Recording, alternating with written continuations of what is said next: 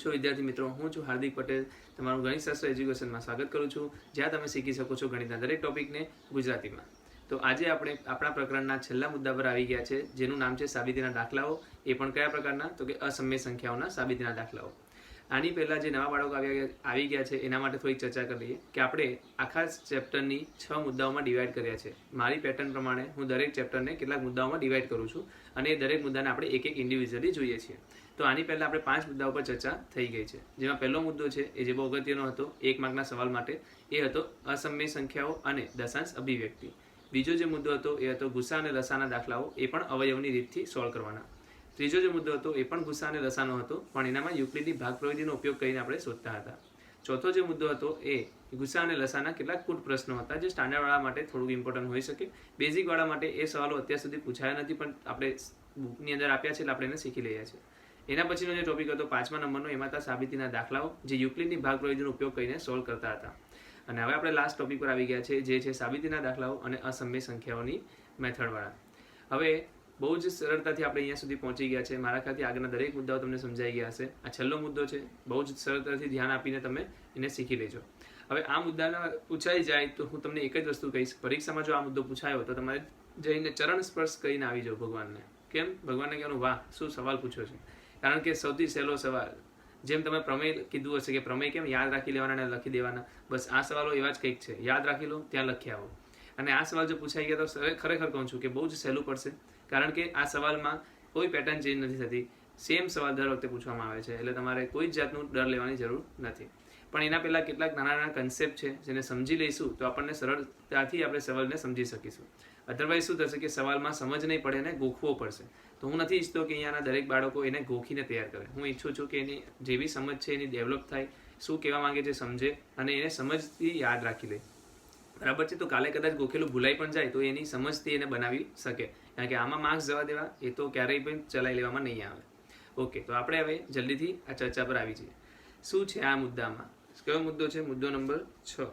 શું છે મુદ્દા નંબર 6? સાબિતીના દાખલાઓ. તો શું સાબિતી કરવાનું? સાબિતીના કયા દાખલા? તો કે અસમય સંખ્યા. કઈ સંખ્યા? અસમય સંખ્યા. તો કે અસમય સંખ્યા છે એવું સાબિત કરવાનું છે આપણે. તો જે બી અસમય સંખ્યાઓ કઈ કઈ હોઈ શકે, તો આપણે પહેલા જ મુદ્દાની અંદર ચર્ચા કરેલી હતી, જેમાં આપણી પાસે વર્ગમૂળમાં 2 છે, વર્ગમૂળમાં 3 છે, યા પાઈ છે, ઈ છે, આવી બધી જે કિંમતો જેને પીના છેદના ક્યુ સ્વરૂપમાં આપણે લખી શકતા નથી, એ બધી જ સંખ્યાઓને આપણે શું નામ આપેલું હતું? અસમય સંખ્યા આપેલું હતું. તો જે સંખ્યાઓ એવી છે જેને આપણે પીના છેદના ક્યુ સ્વરૂપમાં નથી લખી શકતા, એને આપણે શું નામ આપ્યું છે? અસમય સંખ્યા. એટલે યાદ રાખવાનું છે કે ભાઈ અસમય સંખ્યા એટલે શું? તો જેને આપણે પીના છેદના ક્યુ સ્વરૂપમાં લખી શકતા નથી. આ વસ્તુ ખાસ ધ્યાન રાખજો. અને આ જે મુદ્દો છે એની પહેલાં આપણે એક પ્રમેય બી શીખવાનું હોય છે, એના પહેલાં કેટલાક ટર્મિનોલોજી બી શીખવાની હોય છે. તો સૌથી પહેલાં આપણે એક પ્રમેય જોઈ લઈએ, જે આપણને કંઈક શીખવાડવા માંગે છે. તમારી બુકની અંદર આપેલું છે, ઉદાહરણની અંદર પ્રમેય 1.3 નામ આપીને આપેલું છે. એ પ્રમેયનો આપણે ઉપયોગ કરીશું. એ પ્રમેયને આપણે યાદ નથી રાખવાનું, એટલે કે એને સાબિતી કોઈ યાદ નથી રાખવાની, પણ એ પ્રમેય આપણે એનો જે વિધાન છે એને આપણે ઉપયોગમાં લેવાના છે, એટલે એને સમજવું બહુ જરૂરી છે. તો જલ્દીથી આપણે જોઈ લઈએ એ પ્રમેય કયો છે. તો તમારી સામે પ્રમેય આવી ગયો હશે 1.3. તો શું કહે છે? ધારો કે પી એ એક અવિભાજ્ય સંખ્યા છે. ધન પૂર્ણાંક એ માટે a² એ p વડે વિભાજ્ય હોય તો એ પણ p વડે વિભાજ્ય હોય. પહેલાં તો તમને છે ને આ શાબ્દિક ભાષાને એક શોર્ટમાં એક્ઝામ્પલ લઈને તમને બતાવી દઉં કે શું કહેવા માંગે છે, પછી આપણે એના એક્સપ્લેનેશન એટલે કે એની સાબિતીને આપણે જોઈશું. તો જોઈ લઈએ શું કહે છે. આ મને એવું કહે છે કે કોઈ સંખ્યા, જેમ કે હું એક સંખ્યા લઈ લઉં, જેમ લઉં છું કે 36. શું કહું છું? 36.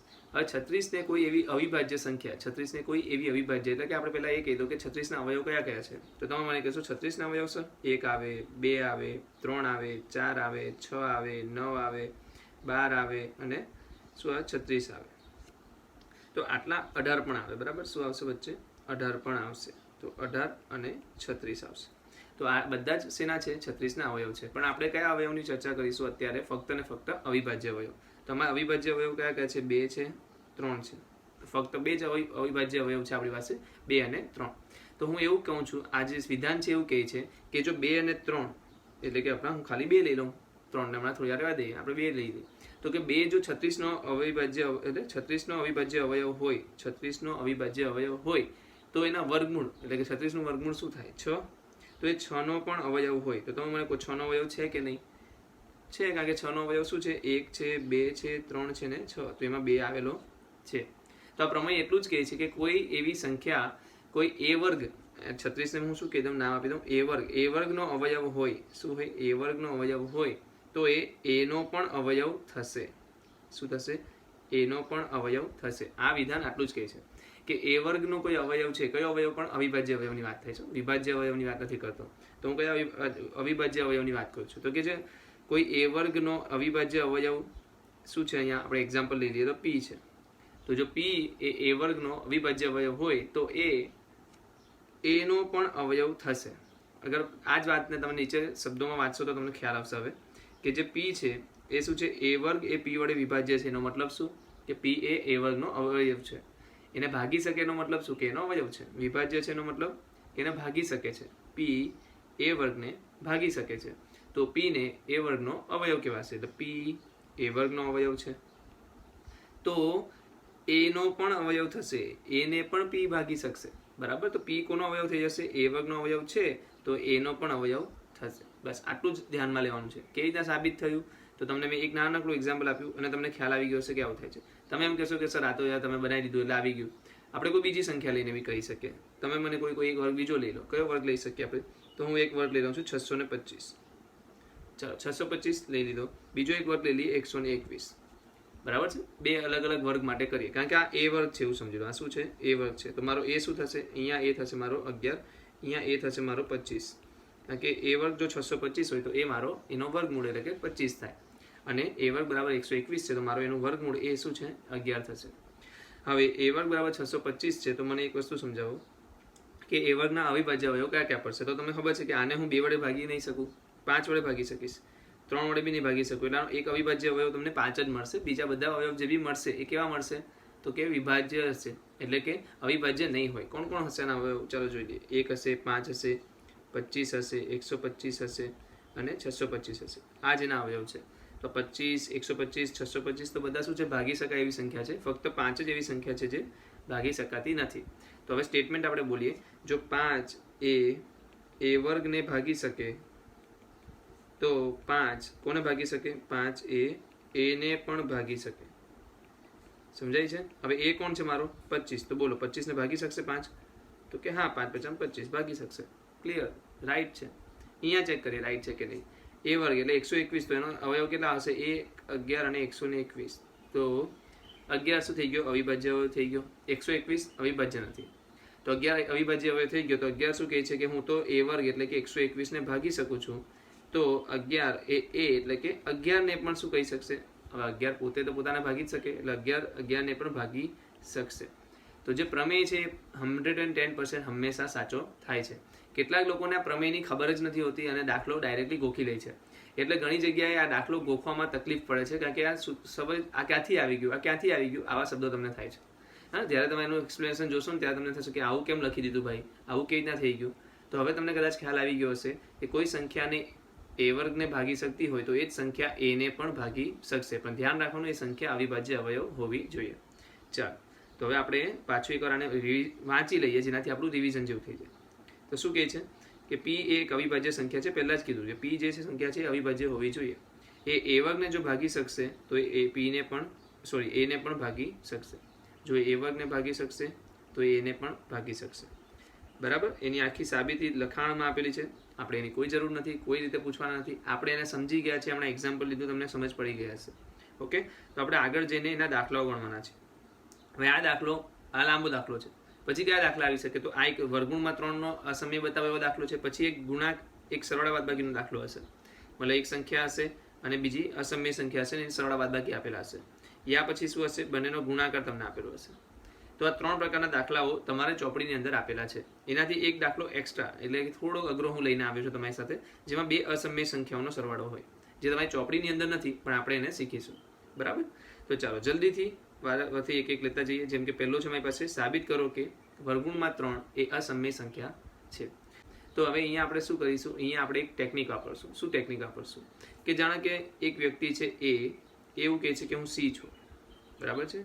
અને એ વ્યક્તિ એવું કહે છે કે હું B નથી. બરાબર? એની પાસે 2 ઓપ્શન છે, ક્યાં તો એ B હોઈ શકે યા તો એ C હોઈ શકે. હવે એવું કહી દે કે હું બી નથી તો ઓટોમેટિકલી શું થઈ જશે કે હું સી છું. અને અગર એવું કહી દે કે હું સી છું તો એ ઓટોમેટિકલી શું થઈ જશે કે એ બી નથી. નહીં સમજ પડી? ચાલો હું છું. અગર તમે મને કહો કે તું છોકરો છે કે છોકરી છે, તો અત્યારે અગર રાઈટ લેવા જઈએ તો મારી પાસે બે જ ઓપ્શન છે, કાં તો હું છોકરો છું કાં તો છોકરી છું. આ ત્રીજો ઓપ્શન આવે છે પણ આપણે અત્યારે એને સાઈડ પર રાખીએ. તો બે જ ઓપ્શન છે કે હું છોકરો હોઈ શકું કાં તો છોકરી હોઈ શકું. જો હું એવું બોલું કે હું છોકરો છું તો તમે સમજી જશો કે હું છોકરી નથી. અને અગર હું એવું બોલું કે હું છોકરી નથી તો તમે શું સમજી જશો કે હું છોકરો છું. ઓકે, તો મારે છોકરો છે એવું સાબિત કરવા માટે જરૂર નથી કે એવું બોલવું જ પડે કે હું છોકરો છું. હું એવું પણ બોલી શકું કે હું છોકરો કે છોકરી નથી. સમજાય વાતને? આપણે બે રીતે એક વસ્તુને કહી શકીએ. નથી કહીને નકારાત્મક વાક્ય બોલીને પણ આપણે એવું કહી શકીએ કે હું આ છું. હવે અહીંયા એવું લખ્યું છે વર્ગમૂળમાં 3 એ અસમય છે. બરાબર છે? તો આની જગ્યાએ હું ઊંધું સ્ટેટમેન્ટ આનો યુઝ કરું ને આવી રીતના જ છે કે વર્ગમૂળમાં 3 એ સમય નથી. શું સાબિત કરીશું આગળ જઈને કે વર્ગમૂળમાં 3 એ સમય નથી. તો શું બાકી રહેશે? અગર એ સમય નથી તો શું હશે? તો અસમય જ હશે. સમજાય છે? તો વર્ગમૂળમાં 3 એ સમય નથી તો શું છે? તો કે અસમય છે. તો બસ આપણે શું પ્રૂવ કરવાનું છે? વર્ગમૂળમાં 3 એ સમય નથી. તો આના માટે બી હજી પાછી ટ્રીક વાપરશું. આપણે શું માની લેશું કે ભાઈ તું માની લે કે તું છે. આપણે એવું કહી દીધું. આપણે શું કીધું? જેમ કે મને તમે એવું કીધું, મેં કીધું હું છોકરી નથી, તો તમે એમ કહેશો ના સર તમે માની લો કે તમે છોકરી છો. એટલે મેં માની લીધું કે હા હું છોકરી છું. પછી હું છોકરીના જે ક્રાઇટેરિયા આવે એ ફોલો કરવાનું ચાલુ કરું. કે મારા લાંબા વાળ છે તો કે મારા લાંબા વાળ નથી. મારો અવાજ છોકરી જેવો છે તો કે ના છોકરી જેવો નથી. તો હું કપડાં છોકરી જેવા પહેરું છું તો કે ના છોકરી જેવા નથી પહેરતા. મતલબ કે બધી જગ્યાએ હું એ રીતે ખોટું પાડી દઉં કે ભાઈ હા હું છોકરી જેવો નથી. એટલે છેલ્લે શું સાબિત થશે કે તમે જે સ્વીકારેલું હતું, શું સ્વીકારેલું હતું કે તમે છોકરી છો, છોકરી નથી એ વાત સાચી છે. બરાબર? પહેલાં મેં શું સ્વીકારી લીધું કે હું છોકરી છું, પછી એક પણ કન્ડિશન છોકરી તેમાં હોવાની પુરવાર નહીં થઈ શકી. એટલે મેં છેલ્લે શું પુરવાર કરી દીધું કે હું છોકરી નથી. અને એનાથી મને શું સાબિતી મળી ગઈ કે હું છોકરો છું. આ જ વસ્તુને જ્યારે અહીંયા સમજીએ ત્યારે આપણે એવું માની લઈશું કે પહેલાં કે વર્ગમૂળમાં 3 એ સમય છે. શું માની લઈશું આપણે? પહેલાં વર્ગમૂળમાં 3 એ સમય છે. પછી આગળ કેટલીક ગાણિતિક પ્રક્રિયાઓ કરીને આપણે એવું સાબિત કરશું કે વર્ગમૂળમાં 3 એ સમય નથી. જેવું એ સાબિત થઈ જાય એટલે આપણે શું કહી શકશું કે વર્ગમૂળમાં 3 તો અસમય છે. બહુ સરળ વસ્તુ છે પણ થોડીક ટ્રીક કહીને લાવવું પડે છે. ઘણીવાર સાબિતી એટલી સહેલી નથી હોતી, તો આપણે અલગ અલગ રીતે રસ્તાઓ કાઢવા પડે. તો અહીંયા આપણે એવું માની લઈએ છીએ કે વર્ગમૂળમાં 3 એ સમય છે. પણ તમને ખબર છે કે કોઈ પણ સમય સંખ્યા હોય એને આપણે કયા સ્વરૂપમાં લખી શકીએ? a/b સ્વરૂપમાં લખી શકીએ. કયા સ્વરૂપમાં લખી શકીએ? a/b સ્વરૂપમાં, યા તો તમે જે પેલા યાદ રાખેલું એ p/q સ્વરૂપમાં આપણે લખી શકીએ. પણ સરસ શું છે કે a અને b સહ અવિભાજ્ય સંખ્યા છે. શું સંખ્યા છે સર? આ કેવું સહ અવિભાજ્ય સંખ્યા છે? એટલે સહ અવિભાજ્ય સંખ્યા એટલે શોર્ટમાં કહીએ તો આ બંનેનો જે ગુસા છે, આ બંનેનો જે ગુસા છે એ શું છે? 1 છે. આ બંનેનો ગુસા શું છે? 1. જે બે સંખ્યાનો ગુસા 1 થતો હોય એ સંખ્યાઓને સહ અવિભાજ્ય સંખ્યાઓ કહેવાતી હોય છે. એટલે સહ અવિભાજ્ય સંખ્યા એટલે અંદર એ લોકો કોઈ એવી સંખ્યા છે જ નહીં કે જે બંનેને ભાગી શકે. એવી કોઈ સંખ્યા એ બે વચ્ચે નથી કે જે બંનેને ભાગી શકે. એવી કોઈ સંખ્યા આપણને મળતી નથી. એટલે એને સહ અવિભાજ્ય સંખ્યા કહી શકાય. એટલે ગુસા આ બંનેનો શું આવવો જોઈએ? 1 આવવો જોઈએ. એ શરત છે. એટલે સર કેમ આ બધું કરાવે છે? તો એક નોર્મલ વસ્તુ છે. હવે હું એવી સંખ્યા લઈ લઉં કે 25/10 અને એને શોર્ટમાં લખું. આ જ સંખ્યાને હું આવું બી લખી શકું 125/, સોરી જસ્ટ અ મિનિટ. આમાં તમને ખબર છે ઉપરથી ને નીચેથી શું થશે? 5 ઉડી શકે. એટલે તમે શું લખશો? 5/2. તો એકચ્યુઅલમાં સંખ્યા આ છે. આ તો બધા શું છે? એના સ્વરૂપ છે. જેમ કે આને હું 3 વડે ગુણી નાખું તો 15/6 બી આવી શકે. આને હું 4 વડે ગુણી નાખું તો 20/8 પણ આવી શકે. તો બધા અલગ સ્વરૂપો બની શકે. હવે આ બધા અલગ અલગ સ્વરૂપ હોય તો કેમ કરવાનું? એટલે આપણે બધા અલગ અલગ સ્વરૂપને રિજેક્ટ કરી દઈએ છીએ. આપણે કયા સ્વરૂપને માનીએ છીએ? જેનું એનું ઓરિજિનલ સ્વરૂપ છે. ઓરિજિનલ એટલે કે સાચું સ્વરૂપ છે. એ શું છે? કે 5/2 જ્યારે ઉપર ને નીચેમાંથી કંઈ પણ ઉડતું નથી. એટલે કે 5 અને 2 નો ગુસા કરશો તો તમને 1 મળશે. શું મળશે? 5 અને 2 નો ગુસા શું મળશે? 1 મળશે. એટલે 5 અને 2 સહ અવિભાજ્ય સંખ્યા છે એવું આપણે કહી શકીએ. તો આપણે એવી સંખ્યા લીધી છે વર્ગમૂળમાં 3 બરાબર a/b માં કે જેમાં a અને b વચ્ચે કંઈ પણ ઉડતું નથી. બધું ઉડી ગયું છે ઓલરેડી. આ બંનેમાં એક પણ એવો અવયવ એટલે એક પણ એવી સંખ્યા નથી જે બંનેમાં આવતું હોય. ગુસા એ લોકોનો 1 છે. જો હું તમને એમ કહું છું કે આ તમે એવું વિચારતા હશો કે આ સવાલ તો કેટલો સરળ છે, ચોપડીની વાંચી લો ને મોઢે કરી લો તો ઓકે તમે કરી શકો. પણ એને સમજી લેશો ને એકવાર તો ગોખવામાં બી બહુ આસાની થઈ જશે. એટલે આજે આટલી બધી આપણે ચર્ચા આના પર કરીએ છીએ તો કે સહવિભાજ્ય સંખ્યા શું છે, એના છેદમાં બી છે શું છે, બધી વસ્તુ તમને ખબર હોવી જોઈએ. તો આ સ્ટેટમેન્ટ તમારી બુકમાં પણ નહીં આપ્યું હોય કે એનો ગુસા 1 હોવો જોઈએ. બરાબર? તો એ તમને જો અહીંયા ખબર પડશે તો આગળ છેલ્લે ફાઇનલ રિઝલ્ટ જ્યારે આવશે ને ત્યારે તમને ખબર પડશે કે હા આનાથી સરસ રીતે સમજ પડી ગઈ છે. ચાલો હવે આગળ જઈએ. તો વર્ગમૂળમાં 3 બરાબર મેં એ બી લઈ લીધું, એટલે હું લખી શકું કે ભાઈ એ મારો જે છે એ વર્ગમૂળમાં 3 ને ગુણ્યા બી છે. એ બંને બાજુ હું શું કરીશ, વર્ગ કરીશ. તો મારો એ વર્ગ બરાબર શું થશે, 3b નો વર્ગ થઈ જશે. તો હવે એ વર્ગ બરાબર 3 ગુણ્યા બી વર્ગ છે, એટલો મતલબ કે એ વર્ગને આપણે 3 વડે ભાગી શકીએ, 3 વડે વિભાજ્ય છે. તો અહીંયા આપણે લખીશું કે એ વર્ગ એ 3 વડે વિભાજ્ય છે. એ વર્ગ એ શું છે, 3 વડે વિભાજ્ય છે. અને આપણે કયું પ્રમેય હમણાં જોઈ ગયા, 1.3 પ્રમેય શું કહે છે કે જો અગર એ વર્ગ એ 3 વડે વિભાજ્ય છે તો ડાયરેક્ટ તમે કહી શકો કે એ પણ 3 વડે વિભાજ્ય છે. એક તમને શરત મૂકવાની રહી ગઈ, એ અને બી જે છે એ બિલોંગ્સ ટુ ધન પૂર્ણાંક. ધન પૂર્ણાંક એટલે કોણ, તો કે પ્રાકૃતિક સંખ્યા. તો આ શું છે, ધન પૂર્ણાંક છે, અને જે બી નોટ ઇક્વલ ટુ 0 છે. બી શું નથી, 0 નથી, એ યાદ રાખજો. બરાબર, તો ધન પૂર્ણાંક છે એવું જ સમજો તમે. શું છે, ધન પૂર્ણાંક છે. તો એ સ્ક્વેર એટલે કે એ વર્ગ એ પણ એ 3 વડે વિભાજ્ય છે, તો એ પણ 3 વડે વિભાજ્ય થાય. એ કોણ કહે છે આવું, કારણ બતાવો. આ જે સિમ્બોલ છે શેનું સિમ્બોલ છે, કારણનું. તો કે પ્રમેય 1.3 એવું કહે છે. બરાબર, કે ભાઈ એ વર્ગ એ 3 વડે વિભાજ્ય હોય તો એ પણ 3 વડે વિભાજ્ય થાય. આ 3 વડે વિભાજ્ય છે, એ 3 વડે વિભાજ્ય છે, એટલે 3 સાથે કોઈક સંખ્યા ગુણાયેલી હશે. મને નથી ખબર કોણ ગુણાયેલું છે, હું એને સી માની લઉં છું. સી પણ શું છે, સી બિલોંગ્સ ટુ ધન પૂર્ણાંક. બરાબર, સી પણ કોઈ છે, કોઈ એક ધન પૂર્ણાંક સંખ્યા છે. સી પણ શું છે, કોઈ ધન પૂર્ણાંક સંખ્યા છે. સર આ સી ક્યાંથી આવ્યું, થોડુંક સમજાયું નહીં. થોડુંક ઉપર લઈ જાઉં તમને પાછા, અહીંયા આવી જાઓ. અહીંયા જુઓ, આપણે અહીંયા એક વસ્તુ જોઈ હતી કે 625 શું છે, 625 એટલે કે 625 ને 5 ભાગી શકે છે, તો 25 ને પણ 5 ભાગી શકે છે, એવી આપણે વાત કરેલી. તો 5 25 ને ભાગી શકે તો કંઈક વધશે ને, શેષ જેવું કંઈક, એટલે ભાગફળ જેવું કંઈક વધશે ને. 25 ભાગ્યા 5 કર્યું તો તમને શું મળ્યું, 5. એટલે 25 ને શું લખી શકો તમે, 5 ગુણ્યા 5. તો આ 5 તો તમે કહી દીધું કે ભાગી શકે છે. તો વધારાના જે 5 આવ્યા એ કોણ છે, તો તમારો સી છે. અહીંયા જુઓ, 11 ને 11 ભાગી શકે છે, આપણે એવી વાત કરી. તો ગુણાયેલું કોણ છે એની સાથે, 1 ગુણાયેલો છે, તો આ સી થઈ ગયો. બરાબર, જ્યારે તમે ભાગશો એટલે કંઈક ભાગફળ મળશે, એમ ભાગ ઉડે તો કંઈક ભાગફળ તો મળે ને. તો અહીંયા 11 ને આપણે 11 વડે ભાગીશું તો તમને 1 મળે છે. એનો મતલબ કે 1 સાથે ગુણાઈને એ વિભાજ્ય સંખ્યા બનાવે છે. 24 ને 8 વિભાજ્ય છે, તો આપણે કહીએ ને હા 3 સાથે ગુણીને 8 વિભાજ્ય છે. મતલબ કે 24 ને 8 ભાગી શકે છે, એનો સાદગી શું, તો કે 8 ગુણ્યા 3 24 થાય છે. તો અહીંયા બી કોઈ એવી સંખ્યા હશે જે એની સાથે ગુણાઈને એ બનાવતી હશે. તો આપણે એવું લઈ લીધું, શું લીધું, તો કે એ બરાબર 3 ને સી. ચાલો, તો આપણી પાસે જે પહેલું પરિણામ હતું ને એ એક પરિણામ આપી દઈએ. હવે અહીંયા આપણે પાછા આવી જઈએ. અહીંયા શું કરશું, આપણે બંને બાજુ એ વર્ગ કહી દઈશું, બંને બાજુ વર્ગ કહી દઈશું, તો 9 ગુણ્યા સી નો વર્ગ થઈ જશે. હવે તમે શું કહી શકો, આને પરિણામ 2 આપો, આને પરિણામ 1 આપો, અને બંનેમાં તમે જોશો તો એ વર્ગની તમને કિંમત મળે છે. એટલે આપણે એકબીજાને શું કહી શકીએ, સરખાવી શકીએ. તો મારો આવી જશે 3b નો વર્ગ બરાબર 9c નો વર્ગ. 3 તરી 9 એટલે બી વર્ગ મારો શું આવી ગયો, 3 ગુણ્યા સી વર્ગ.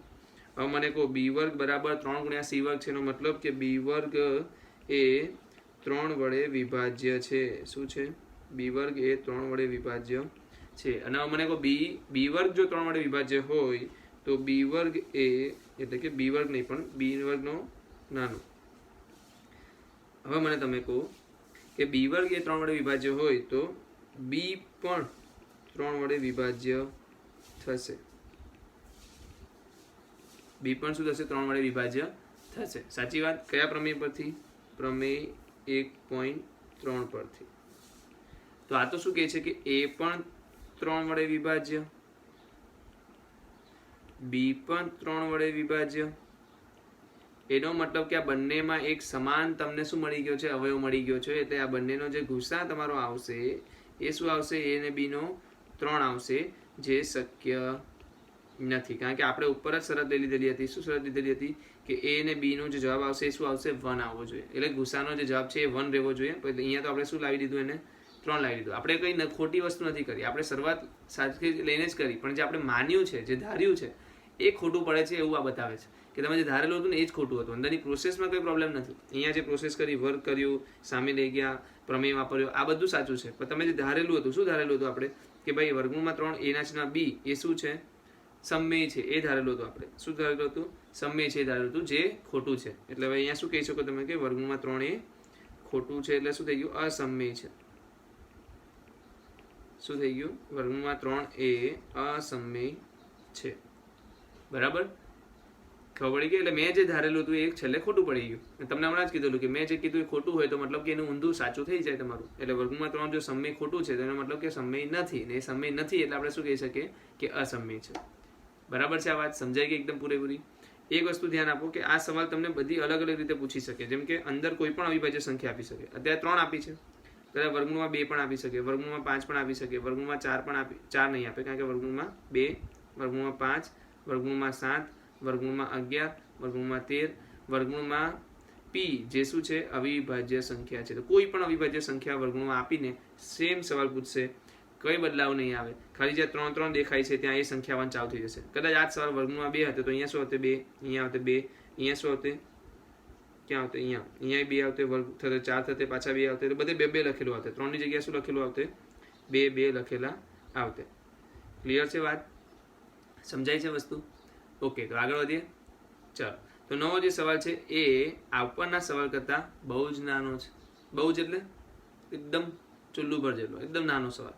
પણ આ સવાલમાં આપણે એક વસ્તુ માની લઈએ છીએ. શું માની લઈએ છીએ? કહી દો શું માની લઈએ છીએ એ વસ્તુ સમજો. આપણે એવું માની લઈએ છીએ કે વર્ગમૂળમાં 3 એ અસમય છે, કારણ કે આપણે ઉપર સાબિત કરી દીધું. તો આને આપણે હંમેશા સ્વીકારી દેવાનું છે સવાલ ચાલુ થાય ત્યારે જ. ને આ ક્યારે સ્વીકારી લઈશું આપણે? જ્યારે આપણી પાસે 1 થી વધારે સંખ્યાઓ અંદર ઇન્વોલ્વ હશે. 5 ઓછા વર્ગમૂળમાં 3 છે, નેક્સ્ટ સવાલમાં કોઈ ગુણાકાર આવશે તો ત્યાં આપણે એવું માની લેશું કે ભાઈ પહેલેથી જ ખબર છે, કારણ કે ઉપરના દાખલામાં મેં સાબિત કરી દીધું છે. પાછું એને હું સાબિત નહીં કરું, બરાબર? હું માની લઈશ કે હા એ વર્ગમૂળમાં 3 જે છે અસમય સંખ્યા છે.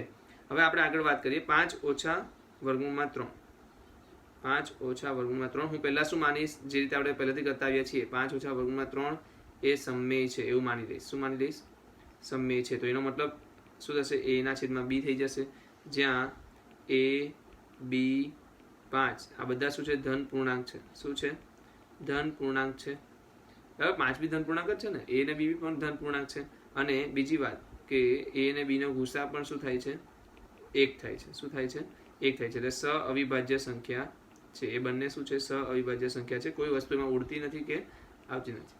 હવે આપણે શું કરવાનું છે? બહુ નાનકડી વસ્તુ. વર્ગમૂળમાં 3 ને સામે લઈ જાઓ, a ના છેદમાં b ને આ બાજુ લઈ જાઓ, તો શું થશે? વર્ગમૂળમાં 3 આવી ગયા અહીંયા, 5 ઓછા a ના છેદમાં b.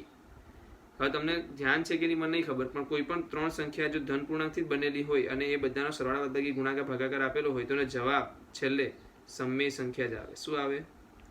સમય સંખ્યા જ આવશે. તો એ ધન પૂર્ણાંકને લઈને અગર આપણે સરવાળા બાદબાકી કરીએ, ગુણાકાર ભાગાકાર કરીએ, અને છેલ્લે જે જવાબ આવે એ શું આવશે? સમય સંખ્યા જ આવશે. એટલે અહીંયા જે સંખ્યા છે 5 ઓછા a ના છેદમાં b એ શું છે? સમય સંખ્યા છે. જ્યારે આપણે ઉપર જે જોઈ ગયા એમાં શું જોયું કે વર્ગમૂળમાં 3 એ અસમય સંખ્યા છે. વર્ગમૂળમાં 3 શું છે? અસમય સંખ્યા. તો વર્ગમૂળમાં 3 અસમય અને આ સમય, એવું શક્ય તો નહીં બને કે એક અસમય સંખ્યાની બરાબર એક સમય સંખ્યા આવી જાય. એવું તો નહીં બને. એક બાજુ અસમય હશે તો બીજી બાજુ બી અસમય જ હશે. એક બાજુ સમય હશે તો બીજી બાજુ બી સમય જ હશે. એટલે આપણે જે ધારેલું છે એ શું છે? ધારેલી વાત ખોટી છે. તો ધારેલી વાત ખોટી છે. શું ધારેલું ભાઈ? આપણે 5 ઓછા વર્ગમાં 3 એ સમય છે એ ધારેલું. તો હવે શું છે? 5 ઓછા વર્ગમાં 3 એ અસમય છે. બોલો કેટલું નાનું? હવે આ સવાલ પૂછાઈ જાય તો બોલ, ભગવાનને ખરેખર ચરણ નહીં સ્પર્શ કરવાના? કેટલું નાની વસ્તુ છે. કેટલું આસાનીથી તમારા દાખલાને સોલ્વ કરી શકો. કઈ નથી કરવાનું. વર્ગમાં 3 ને સામે લઈ ગયા, એના છેદમાં b ને આ બાજુ લઈ આવ્યા. પછી એવું કીધું કે 5 ઓછા એના છેદમાં b બધા ધન સંખ્યા હોવાના લીધે, ધન પૂર્ણાંક હોવાના લીધે તમે એમ કહી શકો કે બધી સંખ્યાઓ કેવી છે? શું આવશે? સમય આવશે. અને સામે વર્ગમાં 3 જે ગયું છે એ શું છે? અસમય છે. એટલે સમયની બાજુમાં અસમય ના, એવું તો નહીં બને. બરાબર? આ જ વસ્તુ અહીંયા જોવાની છે. ચલો આ દાખલામાં શું જોઈશું આપણે? આ દાખલો તો એનાથી બી સહેલો છે. 5 વર્ગમાં 3 બરાબર તમે શું લઈ લેશો? a ના છેદમાં b. પહેલી ધારણા તમારી કે સમય સંખ્યા છે. પછી ખોટી કઈ રીતના પડશે એ જુઓ. 5 ને સામે લઈ જાઓ તો વર્ગમાં 3 ઇક્વલ ટુ એટલે કે બરાબર a છેદમાં b ગુણ્યા 5. હવે બધી સંખ્યાઓ ધન પૂર્ણાંક હોવાના લીધે આનો જે જવાબ આવશે એ શું આવશે? સમય આવશે. શું આવશે? સમય. અને આ બાજુ શું છે? અસમય, જે શક્ય નથી. એટલે તમે શું લખી દેશો કે આ વિધાન જે આપણે ધારેલું વિધાન છે એ ખોટું છે. તો શું સત્ય છે? તો કે સમય આપેલી જે સંખ્યા છે સમય સંખ્યા નથી પણ અસમય સંખ્યા છે. કેટલું સહેલું છે, યાદ રહેશે ને? ચલો તો સવાલ હવે અહીંયા છે જેમાં થોડીક તકલીફ તમને પડી શકે. તમને આગળ વાત કરીએ એ રીતે બુકની અંદર આ દાખલો આપેલો નથી, તમારા એક્ઝામ્પલની અંદર આ દાખલો મળશે તમને. પ્રેક્ટિસ બુકની અંદર કદાચ દાખલો મળી જશે. એટલે આપણે જોઈ લઈએ, સોલ્વ કરી લઈએ. બહુ સહેલો દાખલો છે, એટલું બધી અઘરું નથી, ખાલી થોડાક એક્સટેન્શન કરવાનું છે. તો પહેલાં આપણે નિયમ પ્રમાણે શું ધારી દઈશું? a વર્ગમાં 2 વત્તા વર્ગમાં 3 બરાબર a ના છેદમાં b, જ્યાં a b ધન પૂર્ણાંક છે. આપણે આ વિધાન હંમેશા લખતા રહીએ છીએ. બરાબર. તો હું શું કરીશ, એક કોઈ સંખ્યાને સામે લઈ જાઉં તો a/b ઓછા વર્ગમૂળમાં 3. બરાબર. અહીંયા શું આવશે, વર્ગમૂળમાં 2. હવે આપણે શું કરશું, બંને બાજુ વર્ગ કરીશું. તો અહીંયા થઈ જશે 2, અહીંયા થઈ જશે x ઓછા y નો વર્ગ હોય તો શું જવાબ આવે, x વર્ગ ઓછા x વર્ગ વત્તા y વર્ગ ઓછા 2xy. બરાબર. તો અહીંયા આવશે a વર્ગ ડિવાઈડ બાય b વર્ગ વત્તા વર્ગમૂળમાં 3 નો વર્ગ એટલે 3 ઓછા 2 ગુણ્યા a ભાગ્યા b અને વર્ગમૂળમાં 3. સમજ પડી આ વસ્તુ? આને આપણે અહીંયા લખ્યું છે. હવે શું કરો, આ જે માઇનસ વાળી વસ્તુ છે ને સામે લઈ જાઓ. શું કરો, માઇનસ વાળી જે વસ્તુ છે ને સામે લઈ જાઓ. તો અહીંયા આવી જશે 2a/b વર્ગમૂળમાં 3 ના 2 ને આ બાજુ લઈ આવો, 2 ને આ બાજુ લઈ આવો તો શું થશે, a વર્ગ વત્તા b વર્ગ પ્લસ 3 વત્તા 3 ઓછા 2. તો શું આવશે, a વર્ગ છેદમાં b વર્ગ વત્તા 1 કોના બરાબર, તો કે 2ab વર્ગમૂળમાં 3. હવે આને આગળ જે લઈ જઈએ તો શું થશે, વર્ગમૂળમાં 3 અહીંયા રહેવા દો, 2ab સામે જતા રહેશે, b છેદમાં 2a અંદર આવશે a વર્ગ છેદમાં b વર્ગ વત્તા 1. આ બધી સંખ્યાઓ કેવી છે, ધન પૂર્ણાંકથી બનેલી છે. શેનાથી બનેલી છે, ધન પૂર્ણાંકના સરવાળા બાદબાકી ગુણાકાર ભાગાકાર. એનો આનો જવાબ જે આવશે શું આવશે, પાછી વાત કરીએ તો સમમેય આવશે. જ્યારે આનો જવાબ શું આવશે, અસમમેય આવશે. તો એક અસમમેય સંખ્યા બરાબર સમમેય સંખ્યા હોય નહીં. એટલે આપણી જે ધારણા છે એ પાછી શું પડે છે, ખોટી પડે છે. એટલે આપણે શું કહી શકીએ કે આ જે સંખ્યા આપણે ધારેલી હતી સમમેય છે એ સમમેય નથી અને અસમમેય છે. એટલે આપણે કંઈ નથી કરવાનું, સમમેય માનીને ચાલવાનું છે. છેલ્લે કહી દેવાનું છે કે આ સમમેય નથી, એટલે આપણે છૂટા. ઓકે. તો આ એક સવાલ થોડોક લાંબો થઈ ગયો. કંઈ નથી કરવાનું, બે અગર વર્ગમૂળવાળી સંખ્યા આપી દે તો એકને સામે લઈ જાઓ અને પછી વર્ગ કરી નાખો. સામે લઈ જશો તો ત્યાં તમને એક વર્ગમૂળવાળી સંખ્યા મળી જ જશે. જે આ એક વર્ગમૂળવાળી વસ્તુ મળી ગઈ, બાકી બધામાંથી વર્ગ નીકળી જશે. એટલે બાકી બધામાંથી જે નીકળી ગયા છે એને એક જગ્યા ભેગા કરી લો, બધાને ભેગા કર્યા એટલે બધી જે જગ્યા ભેગા થયા એને આપણે સમમેય સંખ્યા કીધી, અને જે વર્ગમૂળવાળી સંખ્યાઓ રહી ગઈ એને આપણે શું કીધી, અસમમેય સંખ્યાઓ કીધી. એટલે સમમેય સંખ્યા અસમમેય સંખ્યા જેટલી થતી નથી, આપણે એવું કહી દીધું. બરાબર. કેટલા લોકોને આ દાખલાઓ સમજ પડી ગઈ છે? સમજ પડી ગઈ છે. મતલબ કે આ પ્રકરણની અંદરના જેટલા પણ પ્રકારના દાખલાઓ છે બધા જ દાખલાઓની સમજ તમને પડી ગઈ છે. છતાં પણ તમને કોઈ જગ્યાએ ડાઉટ આવે, કોઈ જગ્યાએ તકલીફ પડે તો આપણે નીચે તમે કમેન્ટ સેક્શનમાં જણાવી શકો છો. આજે આપણે જોવા જઈએ તો આખા જ ચેપ્ટરને આપણે પૂર્ણ કર્યું છે. આ ચેપ્ટરના જેટલા પણ સ્વાધ્યાયના દાખલાઓ, પ્રેક્ટિસ બુકના દાખલાઓ અને એક્ઝામ્પલરના દાખલાઓ સ્ટાન્ડર્ડના બાળકો માટે કહું છું. બેઝિકના બાળકો માટે હું એવું કહીશ કે તમે શેના દાખલા કરો, ચોપડીના દાખલા કરો અને પ્રેક્ટિસ બુકના દાખલા તમે કરો, એટલે એનાથી તમારું ઘણું બધું સોલ્વ થઈ જશે. બરાબર. તો આના પર આપણે વિગતવાર તમને જણાવી દઉં, છેલ્લો લેક્ચર છે એટલે હું જણાવી દઉં છું કે આના પર આપણે વિગતવાર સ્વાધ્યાય 1.1નું સોલ્યુશન, સ્વાધ્યાય 1.2નું સોલ્યુશન, પ્રેક્ટિસ બુકના સ્વાધ્યાય 1.1નું સોલ્યુશન, સ્વાધ્યાય 1.2નું સોલ્યુશન, આવી રીતના વિગતવાર આપણે વિડીયોઝ મૂકીશું. એના પછી લાસ્ટમાં આખા બધા વિડીયોઝ કમ્પ્લીટ થઈ જાય પછી આપણે એક MCQ સિસ્ટમથી ચાલીશું. એક MCQના દાખલાઓ સોલ્વ કરવા માટે એક ડેડિકેટેડ વિડીયો બનાવશું જેની અંદર અલગ અલગ પ્રકારના MCQને આપણે લઈને સોલ્વ કરીશું. બરાબર છે. તો એ વિડીયોમાં બી તમે ખાસ જોજો, અને જે તમને જગ્યાએ શીખવા મળે, સારું લાગતું હોય તો લાઈક કરો, તમારા ફ્રેન્ડ્સને શેર કરો અને સબસ્ક્રાઈબ કરો. ચાલો તો વિરામ લઈએ.